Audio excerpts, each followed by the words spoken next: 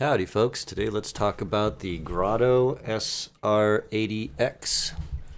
That's these guys here. These are their non-upgraded models. They don't have a wood backing here, they just have the plastics. And this is what they look like. I have wanted to try a pair of Grados for years and years and years. People have been hyping these for a long time, made in America, etc., etc., out of New York City. Things like that. So finally got a pair of these. Thank you, Bucky, for sending me these.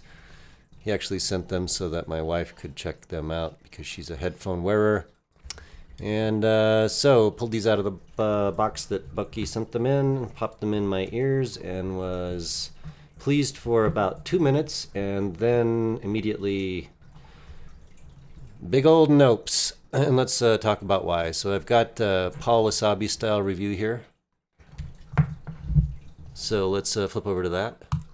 Welcome back. Today we're going to talk about the Grado SR80. They are made in America. They are $125. I got the plastic build on these versus the wood, so they're not too heavy. I would say the clamping force on these is enough to make my ears feel bad after a few hours. I did notice that. Fairly high clamp force. I suppose you need that for better bass. And I did not replace the pads on these. I'm sure you could, I just didn't. They fit pretty well and are comfortable. I don't mind them too much, other than just the clamping force itself is a bit much, or maybe I have a wide head. Not sure, but that's that. You do have to pay 25 bucks extra for a wood backing on these. I'm not sure if they just replace a few parts of this, maybe just the back stuff. But I'll say this basically, for 125 bucks, I'm not entirely happy with the way these plastics look. They may be tough and they may be fiberglass injected plastic, but I don't know, I don't like it. It's kind of rough looking and feels like a low quality design on the plastics. It's kind of angular, it's got big seams everywhere. Certainly not very refined in terms of the build on this. I think this is a metal open back grill there, just to make that point. The padding on the top here is okay, I don't mind it. And their design of scooting these little pins around so that you can get a adjustment, not bad at all. I mean, they'll kind of stay where you have them, so at least that part's good. But immediately I'm like, this is all a plastic thing where this fits into, and a big old seam there, and I just feel like, after some years that'll probably split in half. So not super happy with the build quality on them. I expected better, actually, compared to what everyone was talking about.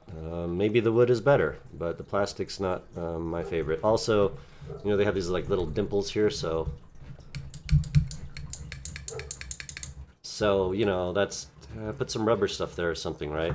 And just while I'm on this topic, the cable is stupidly thick. I guess headphone people love their thick friggin' cables. I'm not one of them.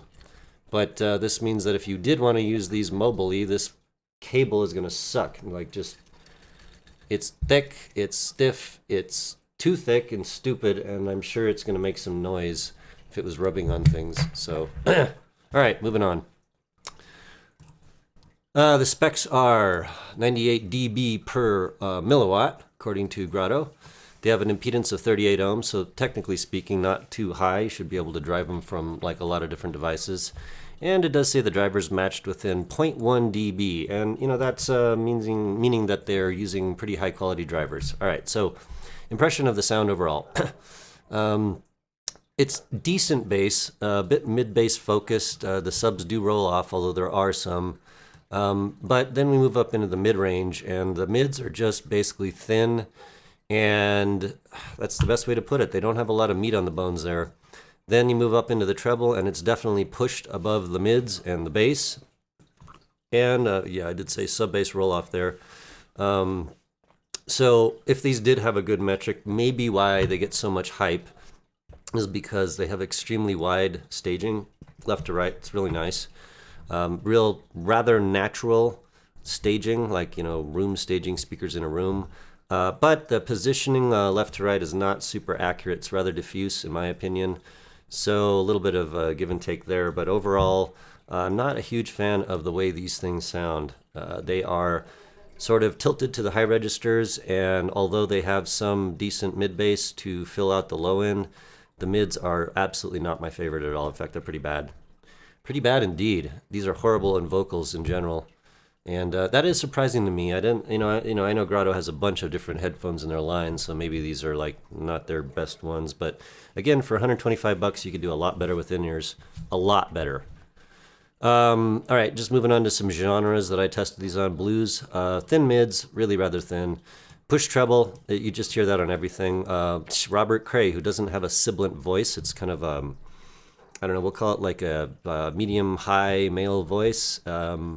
Sibilant, yeah, go figure. Like, that's a man. So, fail on the blues. Classical had, pretty nice stage. It did feel very nice, like you're in an environment, say a concert venue or something like that. But the mids, again, were thin, so instruments were not well fleshed out, and it came across as not great. Disco, good, decent mid bass, some nice bouncing, bounce to the music. Thin vocals, and since Disco was recorded quite a long time ago, the treble was totally off-putting. Sibilant on most tracks I tried, and so Disco is a fail. Electronica was basically not that good overall, because they don't have a lot of subs, and they do have quite a pushed amount of treble. Just so many tracks were sibilant and piercy, it was like fail. Jazz was okay. I would actually call jazz pretty decent. Jazz mixes tend to be rather sultry and dark, and so that little bit of extra spice in the treble area did pretty good for jazz. Didn't mind it, pretty good. Probably that's the one area where these do well. Metal was bad. The lows were dipped out too much, the highs dominated the sound, and the electric guitars and things like that were just entirely too thin, plus vocals and everything else. It was just bad. Metal is horrible. Reggae, not enough lows, not enough subs, highs too prominent, again, mids bad. So reggae was a fail. Soundtracks were decent because they tend to have like a very wide, spacious tonality because they come from movies, and but the mids were a fail on that. So I did enjoy the wideness and the natural staging, but other than that, that was it. Soundtracks were okay and not great. Vaporwave is pretty good, and I suspect that's just because Vaporwave has, it could be anything, but they usually roll the treble off pretty tightly on Vaporwave. Running it through a billion effects and whatnot just rolls the treble off. So Vaporwave was pretty decent, and I did enjoy the staging, very interesting and fun. So then buddy Bucky sent me the Koss KPH30i, and those are these. Let me just grab those real quick. One moment.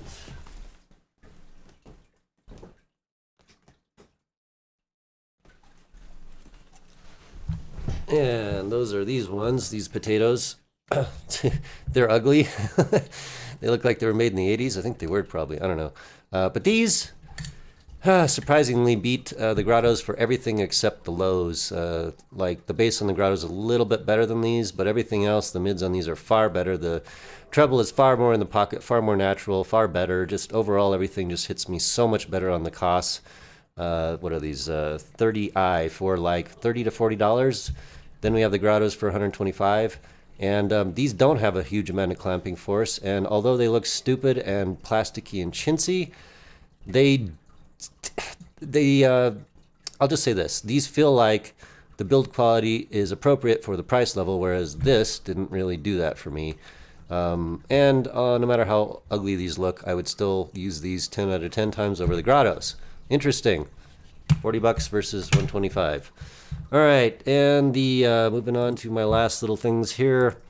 Well, that was it. Pretty much conclusion is DNP, do not purchase. So thank you, John, for sending me the Grados, and I kind of get why you sent them to me. You said you never use them, and yeah, I wouldn't either. These suck.